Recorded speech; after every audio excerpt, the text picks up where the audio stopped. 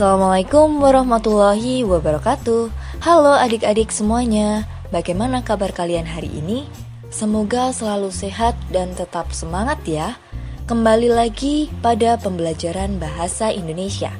Kali ini kita akan belajar tentang teks negosiasi. Nah, apakah kalian tahu apa itu negosiasi? Pernahkah kalian melakukan negosiasi? Jika pernah, apa yang kalian negosiasikan?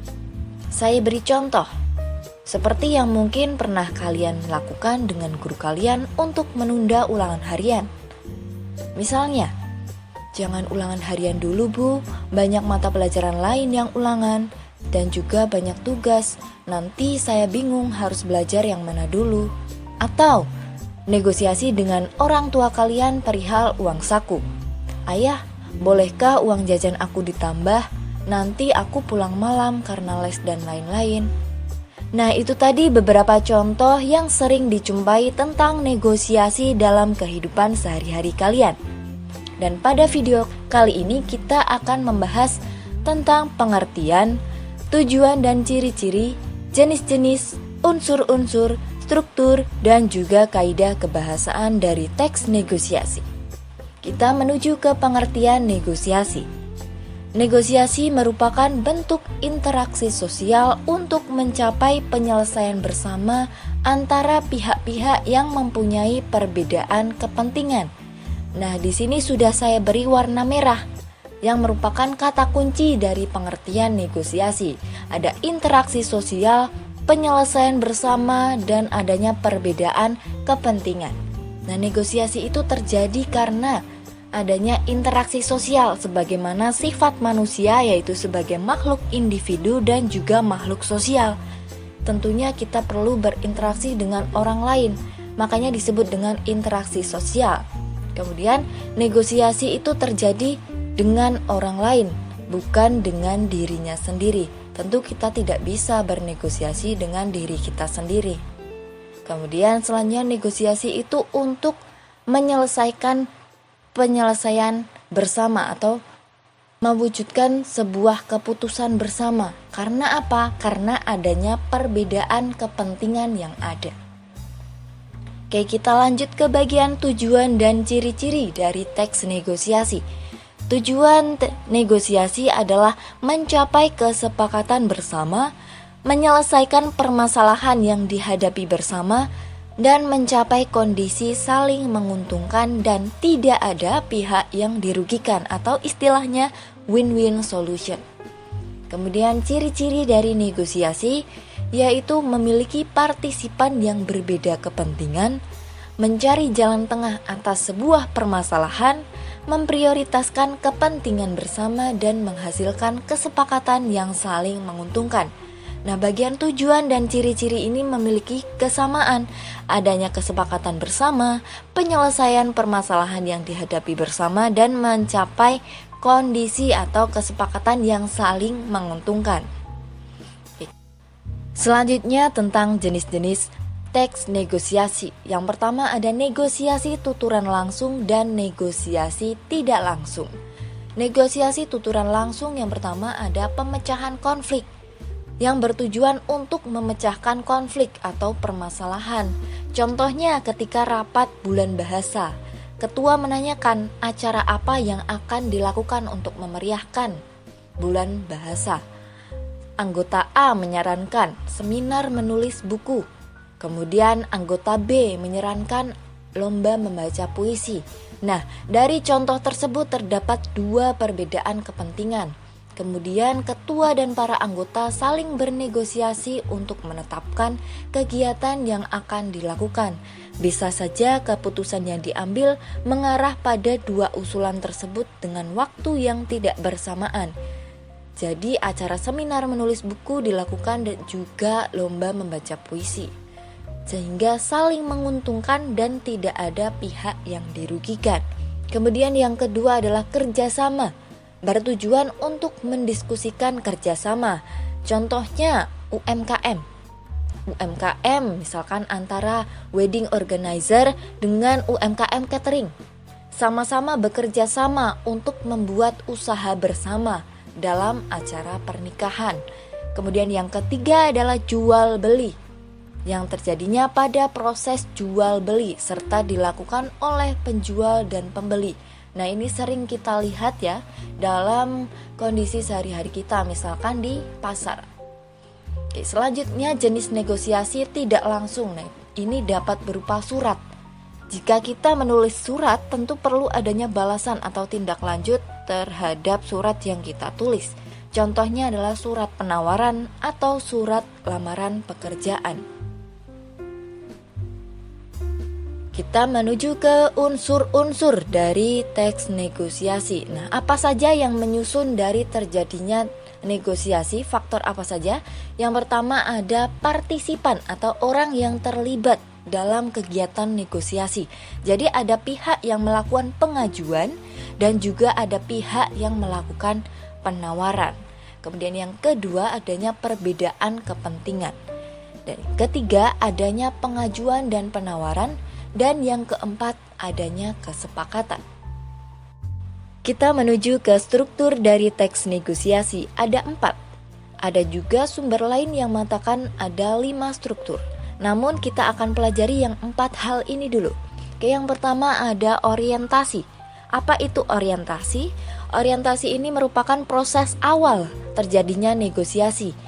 Biasanya pada bagian ini berisi ucapan salam, sapaan, atau pertanyaan awal yang menjadi pokok permasalahan dalam diskusi. Kemudian yang kedua ada pengajuan. Pengajuan merupakan inisiasi dari satu pihak untuk mencapai suatu keinginan. Dilakukan oleh satu pihak untuk mengungkapkan keinginannya kepada pihak lain. Selanjutnya struktur yang ketiga adalah penawaran. Penawaran merupakan inti dari proses negosiasi. Pihak-pihak yang terlibat saling bernegosiasi atau tawar-menawar untuk mencapai tujuan yang diinginkan. Kemudian yang terakhir ada persetujuan, yang berarti hasil dari proses negosiasi. Artinya pihak-pihak yang berdiskusi telah mencapai kesepakatan bersama. Oke, kita lanjutkan ke kaidah kebahasaan dari teks negosiasi. Nah, di sini terdapat 5 kebahasaan yang akan kita bahas dalam teks negosiasi. Yang pertama ada pronomina atau kata ganti. Yang kedua kalimat langsung. Yang ketiga kalimat deklaratif dan interrogatif. Yang keempat kalimat persuasif. Dan yang kelima tuturan pasangan. Oke, kita bahas satu persatu kaidah kebahasaan teks negosiasi. Yang pertama ada pronomina atau kata ganti. Jadi pronomina atau kata ganti ini ada banyak ya macamnya. Dan kita bahas di sini yang pertama ada kata ganti orang yang sering kita gunakan ya. Ada kata ganti orang pertama, orang kedua dan orang ketiga. Orang pertama contohnya ada aku, saya. Kemudian bentuk jamaknya ada kita, kami. Selanjutnya orang kedua ada kamu, Anda. Kalau yang jamaknya ada kalian. Selanjutnya orang ketiga ada dia, ia, beliau. Dan bentuk jamaknya ada mereka. Jadi untuk membedakan antara orang pertama, orang kedua dan orang ketiga adalah orang pertama itu yang berbicara, orang yang kedua yang diajak bicara, dan orang yang ketiga adalah yang dibicarakan. Kemudian kita lanjutkan ke bagi kata ganti tunjuk tempat. Kata ganti tunjuk umum dan kata ganti tunjuk ihwal. Kata ganti tunjuk tempat itu misalkan di sana, di situ, di sini. Kalau kata ganti tunjuk umum itu ada ini, itu, tersebut. Sedangkan kata ganti tunjuk ihwal itu biasanya ada kata begini, begitu.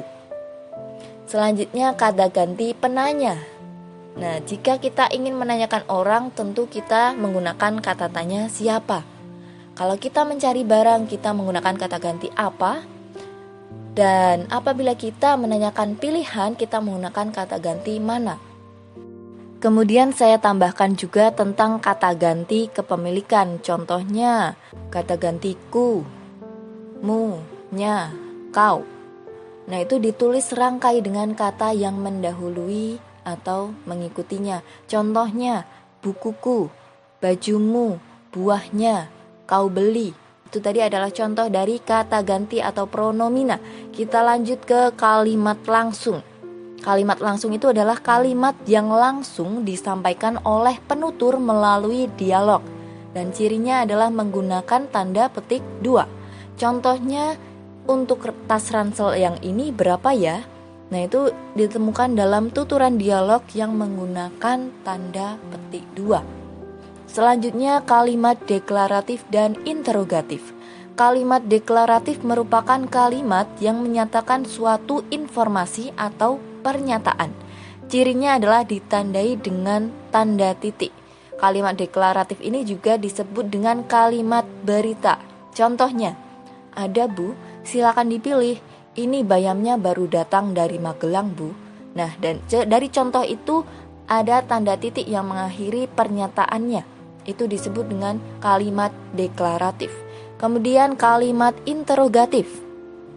Ada kata interrogatif, interogasi. Nah, kalau diinterogasi berarti kita ditanya-tanya. Jadi kalimat interrogatif adalah kalimat yang menanyakan sesuatu atau istilahnya kalimat tanya, diakhiri dengan tanda tanya. Contoh, Pak, ada bayam tidak ya? Nah, itu kan tuturan bertanya, jadi diakhiri dengan tanda tanya. Selanjutnya ada kalimat persuasif. Apa itu kalimat persuasif? Yaitu kalimat yang bertujuan untuk membujuk, menarik perhatian atau memengaruhi orang lain. Contohnya, ini mangga kualitas terbaik, Bu. Memang harganya sedikit lebih mahal, tetapi mangga ini harum. Rasanya sangat manis, dagingnya juga tebal. Saya jamin ibu tidak akan kecewa jika membelinya. Nah, dari tuturan kalimat ini menunjukkan bahwa kalimat ini memengaruhi pembeli agar mau membeli mangganya. Walaupun mahal, tapi kualitasnya melebihi harga yang ditawarkan. Oke, kita lanjut ke yang terakhir, kaidah kebahasaan tuturan pasangan. Tuturan pasangan ini adalah bentuk tanya jawab antara pembicara dan lawan bicara atau istilahnya respons atau tanggapan. Dalam tuturan pasangan ini dapat berupa mengucap salam dan membalas salam, bertanya, menjawab atau tidak menjawab, meminta tolong, memenuhi atau menolak permintaan tolong, menawarkan, menerima atau menolak tawaran, dan mengusulkan, menerima atau menolak usulan. Nah, itu tadi materi teks negosiasi bagian 1. Kita bertemu lagi pada bagian 2 tentang surat penawaran. Terima kasih, sampai jumpa, tetap semangat dan sehat selalu. Wassalamualaikum warahmatullahi wabarakatuh.